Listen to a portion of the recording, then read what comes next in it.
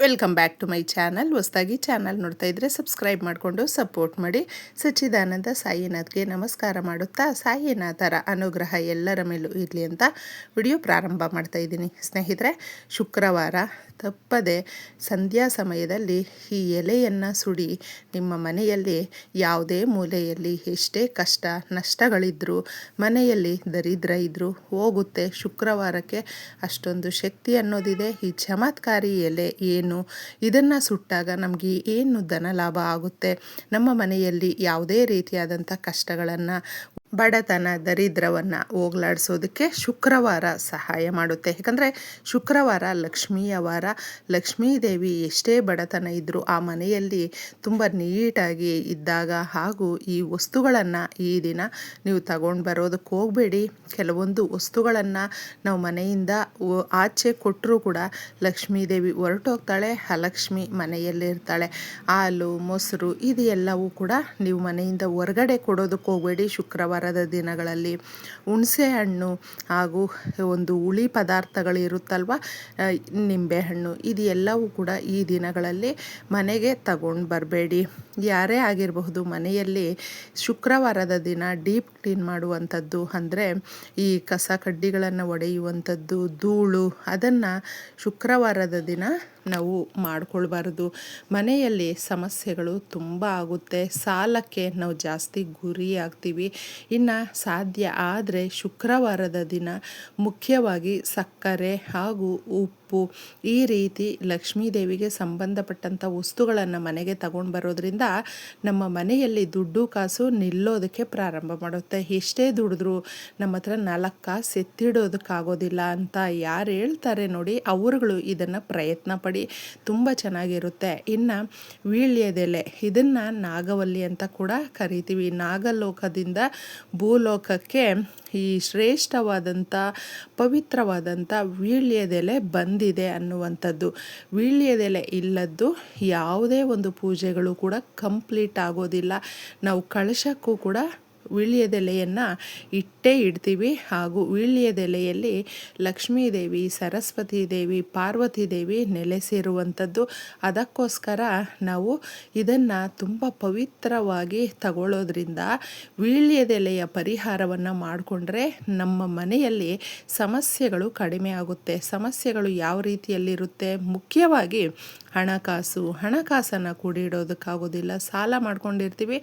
ಪ್ರತಿಯೊಂದು ಕೆಲಸಕ್ಕೂ ಕೂಡ ಹಣ ಇರಲೇಬೇಕು. ಇಲ್ಲ ಅಂತ ಹೇಳಿದ್ರೆ ಎಷ್ಟೇ ಚೆನ್ನಾಗಿದ್ರೂ ಆ ಮನೆಯಲ್ಲಿ ಜಗಳ ಆಗ್ತಾ ಇರುತ್ತೆ. ಹೊಂದಾಣಿಕೆ ಅನ್ನೋದು ಇರೋದಿಲ್ಲ. ನೀನು ಸಂಪಾದನೆ ಮಾಡ್ತಾ ಇಲ್ಲ, ನಾನು ಸಂಪಾದನೆ ಮಾಡ್ತಾ ಇಲ್ಲ, ನನಗಿಷ್ಟು ಅಷ್ಟು ಅಂತ ಯಾವಾಗಲೂ ಈ ದುಡ್ಡು ಕಾಸಿಗೆ ಸಂಬಂಧಪಟ್ಟಂತೆ ಪ್ರತಿನಿತ್ಯ ಕೂಡ ಜಗಳ, ಕಿರಿಕಿರಿ, ಕಣ್ಣೀರು, ಈ ಬಡತನ ಸಾಕಾಗಿದೆ ಅನ್ನುವಂಥವರು ತಪ್ಪದೆ ಇದನ್ನು ಮಾಡಿಕೊಂಡ್ರೆ ಸುಧಾರಿಸ್ಕೊಳ್ಬಹುದು ಸ್ನೇಹಿತರೆ. ಅಷ್ಟೊಂದು ಶಕ್ತಿದಾಯಕವಾಗಿದೆ. ವೀಳ್ಯದೆಲೆಯನ್ನು ಒಂದನ್ನು ತಗೊಂಡಿದ್ದೆ ನೀವು ಸೂರ್ಯನ ಕಿರಣಗಳು ಚೆನ್ನಾಗಿ ಬೀಳುವಂಥ ಆ ಸೂರ್ಯನ ರಶ್ಮಿ ಅಂತ ಹೇಳ್ತೀವಿ, ಆ ಕಿರಣಗಳು ಆ ಶಕ್ತಿದಾಯಕವಾಗಿರುವಂಥ ಎಲೆಯ ಮೇಲೆ ಬಿದ್ದಾಗ ಅದು ಶಕ್ತಿ ಇನ್ನಷ್ಟು ಜಾಸ್ತಿ ಆಗುತ್ತೆ. ಸೂರ್ಯನ ಆಶೀರ್ವಾದ ಕೂಡ ಸಿಗುತ್ತೆ.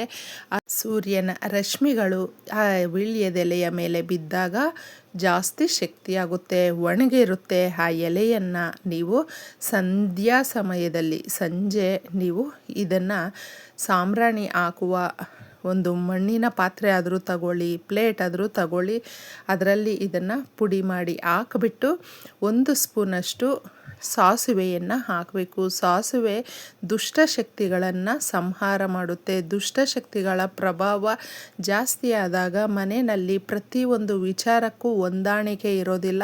ಪ್ರತಿ ಸಮಸ್ಯೆಗಳು ಕೂಡ ನಮಗೆ ಬೆಟ್ಟದಷ್ಟು ಕಾಣಿಸುತ್ತೆ. ಅದನ್ನು ಹೋಗಲಾಡಿಸೋದಕ್ಕೆ ಇದು ಸಹಾಯ ಮಾಡುತ್ತೆ. ಸ್ವಲ್ಪ ಧನಿಯಾ ಕಾಳನ್ನು ಹಾಕಿ ಧನವನ್ನು ನಮ್ಮ ಕಡೆ ಬರುವಂತೆ ಮಾಡುತ್ತೆ. ಅಂದರೆ ಧನಾಕರ್ಷಣೆ ಆಗುತ್ತೆ. 1 ರೂಪಾಯಿಗೂ ಕಷ್ಟಪಡುವಂಥವರು ಯಾರನ್ನ ಬೇಕಾದರೂ ಕೇಳಿಕೊಂಡ್ರೂ ಕೂಡ ಯಾಕೋ ನಮಗೆ ಆದಾಯ ಸರಿಯಾಗಿ ಬರ್ತಾ ಇಲ್ಲ, ಆದಾಯ ಹೆಚ್ಚಾಗಬೇಕು, ನಮ್ಮ ಮನೆಯಲ್ಲಿ ಸಮಸ್ಯೆಗಳು ಬಗೆಹರಿಬೇಕು ಅನ್ನೋದಕ್ಕೆ ಮಾಡುವಂಥದ್ದು ಇದಾಗಿದೆ.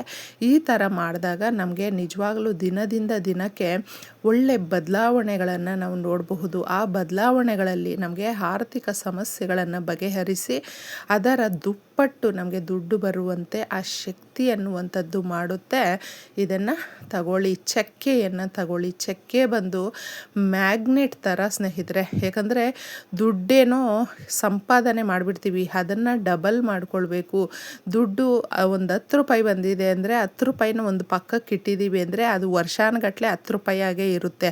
ಆದರೆ ಆ 10 ರೂಪಾಯಿನ ನಾವು 100 ರೂಪಾಯಿಯಂಗೆ ಯಾವ ರೀತಿ ಮಾಡಬೇಕು ಅನ್ನೋದಕ್ಕೆ ಕೂಡ ಇದು ದಾರಿ ತೋರಿಸುತ್ತೆ. ಇನ್ನು ಅದಕ್ಕೆ ಸ್ವಲ್ಪ ಕರ್ಪೂರದ ಪುಡಿಯನ್ನು ಹಾಕಬೇಕು. ಈ ವಸ್ತುಗಳು ಎಲ್ಲವೂ ಕೂಡ ಗಮನಿಸಿ ನೋಡಿ. ನಮ್ಮ ಅಂದರೆ ಮನುಷ್ಯನ 4 ದಿಕ್ಕುಗಳಿಂದ ಯಾವುದೇ ರೀತಿಯಾದಂಥ ಹಣಕಾಸಿನ ಸಮಸ್ಯೆ, ಬಡತನ, ದರಿದ್ರ, ಕಣ್ಣೀರು ಇವುಗಳನ್ನು ಹೋಗಲಾಡಿಸೋದಕ್ಕೆ ಶಕ್ತಿ ಕೊಡುವಂಥದ್ದು ಈ ವಸ್ತುಗಳಾಗಿರೋದ್ರಿಂದ ಇವುಗಳನ್ನು ನೀವು ಅದರಲ್ಲಿ ಹಾಕಿ, ಆ ಮಣ್ಣಿನ ಪಾತ್ರೆನೋ ಪ್ಲೇಟೋ ಯಾವುದಾದ್ರೂ ತಗೊಳ್ಳಿ, ತೊಂದರೆ ಇಲ್ಲ.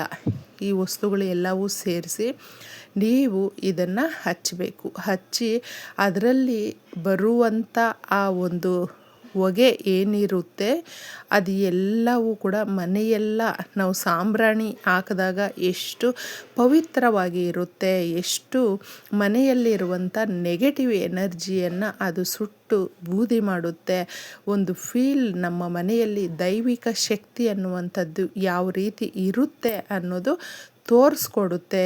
ಆಗ ಮಹಾಲಕ್ಷ್ಮಿ ನಮ್ಮ ಮನೆಯಲ್ಲಿ ಬಂದು ನೆಲೆಸ್ತಾಳೆ. ಏಕೆಂದರೆ ಆ ಒಂದು ನಾವು ವಸ್ತುಗಳನ್ನು ತಗೊಂಡು ಈ ಪರಿಹಾರ ಮಾಡಿದಾಗ ಅಲಕ್ಷ್ಮಿ ಏನಿರ್ತಾಳೆ, ಅಲಕ್ಷ್ಮಿಗೆ ಇಷ್ಟ ಆಗೋದಿಲ್ಲ ಈ ವಸ್ತುಗಳು.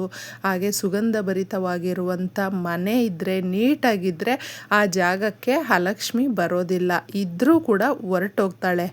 ಯಾವಾಗ ಅಲಕ್ಷ್ಮಿ ಹೋಗ್ತಾಳೋ ಮಹಾಲಕ್ಷ್ಮಿ ತಾನಾಗೆ ಆ ಮನೆಗೆ ಬರ್ತಾಳೆ. ಯಾಕಂದರೆ ಸುಗಂಧಭರಿತವಾಗಿ ಯಾವ ಮನೆಯಲ್ಲಿ ಇರುತ್ತೋ, ಯಾವ ಮನೆಯಲ್ಲಿ ಜಾಸ್ತಿ ಗೌರವದಿಂದ ಹೆಣ್ಣುಮಕ್ಕಳನ್ನ ನೋಡ್ತಾರೋ, ಹಾಗೂ ಆ ಹೆಣ್ಣು ಮಕ್ಕಳಿಗೆ ಯಾವುದೇ ರೀತಿಯಾದಂಥ ಕಣ್ಣೀರನ್ನು ಹಾಕ್ಸೋದಿಲ್ವೋ ಆ ಮನೆಯಲ್ಲಿ ಯಜಮಾನರು, ಗಂಡಸರು ಯಾರು ಇರ್ತಾರೆ ನೋಡಿ, ನಿಜವಾಗ್ಲೂ ಅವರು ತುಂಬ ಸುಖ ಸಂತೋಷದಿಂದ ಇರ್ತಾರೆ, ನೆಮ್ಮದಿಯಿಂದ ಇರ್ತಾರೆ.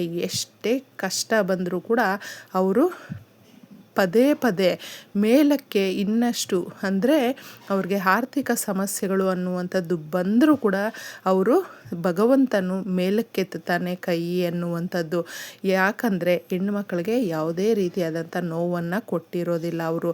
ಅಂಥ ಒಂದು ಮನೆಯಲ್ಲಿ ಶ್ರೀ ಮಹಾಲಕ್ಷ್ಮಿ ನೆಲೆಸ್ತಾಳೆ. ಇದನ್ನು ಫಾಲೋ ಮಾಡಿ ಈ ಸಾಂಬ್ರಾಣಿ ಹಾಕಿದಾಗ ನಿಮ್ಮ ಮನೆಯಲ್ಲಿ ಉತ್ತಮವಾದಂಥ ಬೆಳವಣಿಗೆ